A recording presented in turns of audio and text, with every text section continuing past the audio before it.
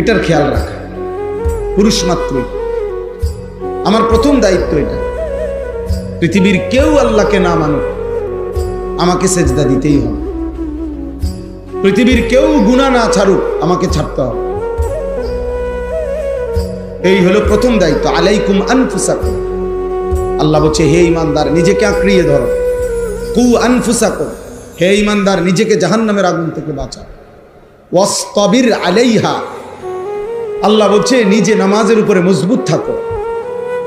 ফাকাতিল ফি সাবিলিল্লাহ লা তুকাল্লাফু ইল্লা নাফসাক, আল্লাহ বলছে হে নবী বন্ধু আমার, আপনাকে বলছি যদি আপনার সাথে আপনার একজন সাহাবীও যুদ্ধের ময়দানে না থাকে, তবে আপনি একাই আল্লাহর পথে জিহাদ করেন। ফাকাতিল, সূরা নিসার আয়াত, এক বচনের শব্দ, ওয়াহিদে মুজাক্কারে হাজির।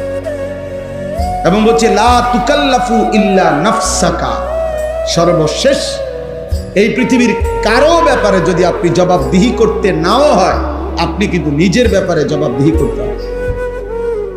নবীজিকে বলছে, নবীকে,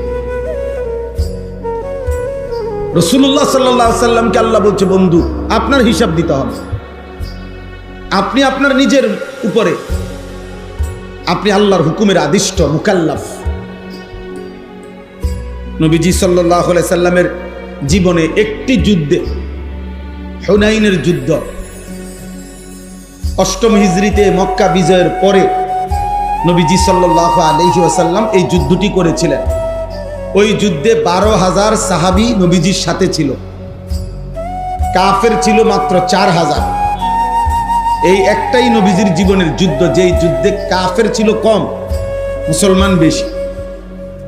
কিন্তু ওই যুদ্ধে কাফেরদের প্রথম আক্রমণে এমন তীব্র আক্রমণ করছে তারা, মাত্র ৪,০০০, ১২,০০০ সাহাবী একসাথে নবীজির সঙ্গ ছেড়ে দিয়ে যুদ্ধের ময়দান থেকে ছিন্ন ভিন্ন ছত্রভঙ্গ হয়ে গেছে।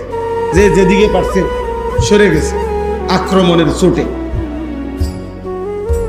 কিন্তু তারিখের মধ্যে আছে নবী সাল্লাল্লাহু আলাইহি ওয়াসাল্লাম ওই কঠিন মুহূর্তে ময়দানে, যুদ্ধের ময়দানে একাই আপন জায়গায় দাঁড়িয়েছে, এক সুতা তিনি নড়েন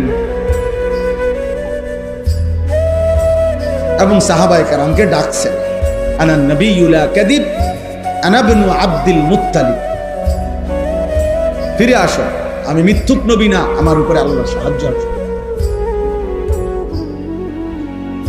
তাইলে নবীজি সাল্লাল্লাহু আলাইহি ওয়াসাল্লাম যদি বলতেন